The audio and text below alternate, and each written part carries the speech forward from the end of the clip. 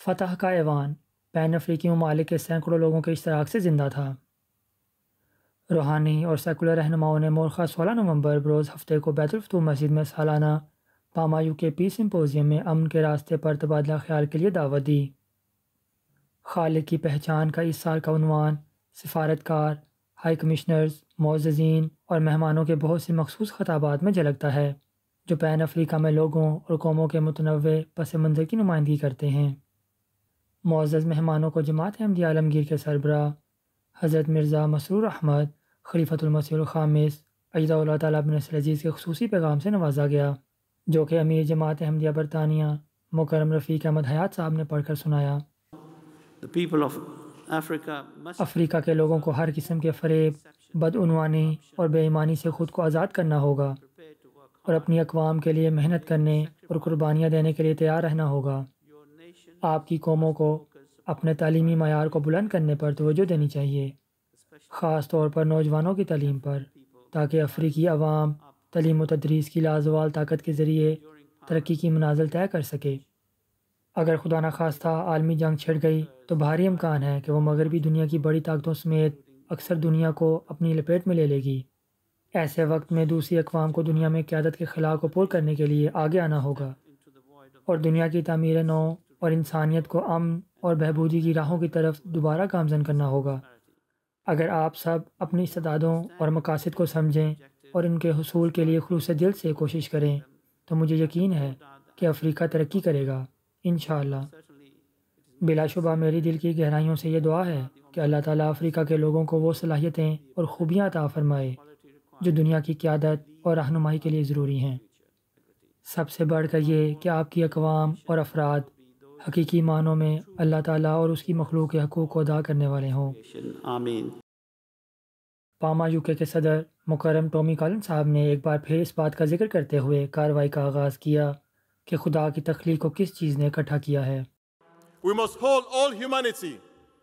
ہمیں تمام انسانیت کو ایک مقدس امانت میں رکھنا چاہیے اور یاد رکھنا چاہیے کہ ایک دوسرے کے لیے ہمارا فرض خدا کے لیے ہمارے فرض کی توسیع کے سوا کچھ نہیں ہے۔ اس لیے آئیے ہم اس سمپوزیم کو الگ الگ روحوں کے طور پر نہیں بلکہ ایک خالق، ایک مقصد اور ایک مشن کے ذریعے متحد دلوں کے کورس کے طور پر یاد رکھیں۔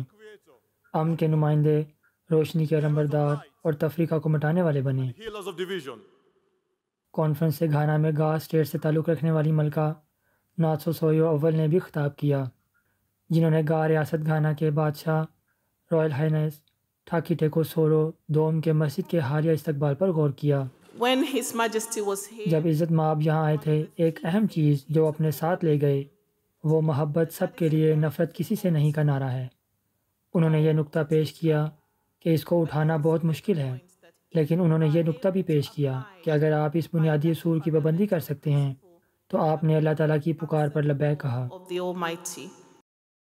ہماری دنیا میں امن کے حصول کے لیے خالق کو تسلیم کرنے کے حوالے سے کانفرنس سے مختلف معززین نے خطاب کیا۔ میری رائے ہے کہ امن محض تنازعات کی عدم موجودگی نہیں ہے بلکہ افہام و تفہیم، احترام اور تعاون کی فعال کاشت ہے، اور گیمبیا میں رہنے کے برسوں کے مشاہدے کے بعد میں اس بات کی تصدیق کر سکتی ہوں کہ جماعت احمدیہ نے مسلسل بین المذاہب مکالمے کی حمایت کرتے ہوئے اور گیمبیا میں متنوع مذاہب اور ثقافتی گروہوں کے درمیان پل تعمیر کر کے بہت ہی اخلاقیات کا مظاہرہ کیا ہے اور اسے قبول کیا ہے۔ ہم ایک ایسی دنیا میں رہتے ہیں جو تنازعات، تقسیم اور نفرت میں گھری ہوئی ہے۔ ہمیں ان بنیادی اصولوں کی طرف لوٹنا چاہیے جو ہم سب کو متحد کرتے ہیں۔ ہماری مشترکہ اصل، ہماری مشترکہ زندگی، ہماری مشترکہ تقدیر، ہم سب ایک ہی خالق کی مخلوق ہیں جو محبت کے غیر مرئی الہی دھاگے سے جڑے ہوئے ہیں۔ یہ یہاں کلید ہے۔ یوروبا میں دوسرے انسانوں کی ہم آہنگی اور اتحاد آپ کے خالق اور اسلاف کے ساتھ ہم آہنگی کا کام ہے۔ تنزانیہ کے وزیر تعلیم، سائنس اور ٹیکنالوجی کی طرف سے ایک خصوصی ویڈیو پیغام بھیجا گیا۔ عزت مآب پروفیسر ایڈولف مکنڈا، جنہوں نے ہماری متعلقہ قوموں میں امن کے قیام پر حاضرین سے خطاب کیا۔ مختلف عقائد کے لوگوں نے اپنے خالق کو امن کے راستے، ہم آہنگی کے راستے کے طور پر دیکھنا سیکھنے کی کوشش کی ہے۔ سچ پوچھیں تو ہمارے پاس تنزانیہ میں جماعت احمدیہ کی ایک بہت اچھی مثال ہے۔ امن پسند لوگ، عقیدے کے لوگ اور آپ کے ملک کے سب سے اہم گروہوں میں سے ایک جو ہمارے ملک میں امن کا چیمپئن اور فروغ ہے۔ کلیدی خطاب امیر جماعت احمدیہ برطانیہ مکرم رفیق احمد حیات صاحب نے پیش کیا، جنہوں نے عالمی امن کے لیے اسلام کی تعلیمات پر زور دیا۔ پیغمبر اسلام حضرت محمد صلی اللہ علیہ وآلہ وسلم نے اپنے آخری خطبہ میں اپنے خالق کے ساتھ ہمارے تعلق کی اہمیت کے بارے میں بتایا اور مسلمانوں کو یاد دلایا کہ ہم اپنے اعمال کے جواب دہ ہوں گے، اور فرمایا کہ ایک دن یاد رکھنا خدا کے حضور حاضر ہوں گے اور اپنے اعمال کا جواب دیں گے، اس لیے خبردار رہو اور راستے کی راہ سے نہ بھٹکو۔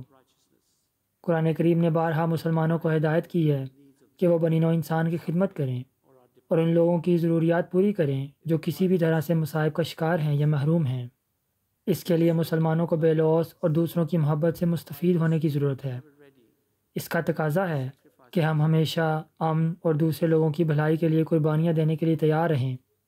آئیے دعا کریں کہ ہم اپنی دنیا میں یہ امن حاصل کر سکیں، کیونکہ ہماری آنے والی نسلوں کے لیے امید اور خوشحالی سے بھرپور دنیا میں پروان چڑھنا ضروری ہے۔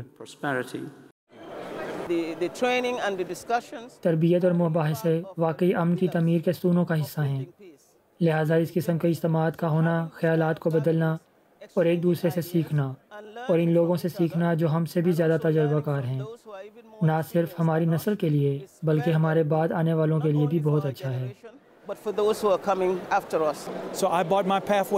لہٰذا میں نے امن کی کتاب کا اپنا راستہ خریدا، لہٰذا میں اسے بار بار پڑھوں گا اور ان پیغامات کو اکٹھا کروں گا۔ اس لیے اگر میں کچھ کہہ سکتا ہوں تو تصور کریں اگر ایسا ہوتا تو یہ ایک جہاز ہے اور اب وقت آ گیا ہے کہ پوری دنیا کے احمدیوں کے لیے ہماری ضروریات جو کہ تقویٰ اور راست بازی ہے کو پکڑیں اور کشتی نوح پر چڑھ جائیں اور ہمارے کپتان حضرت خلیفۃ المسیح کی ہدایات سنیں۔ یہ رپورٹ MT انٹرنیشنل برطانیہ اسٹوڈیوز لندن کی پیشکش ہے۔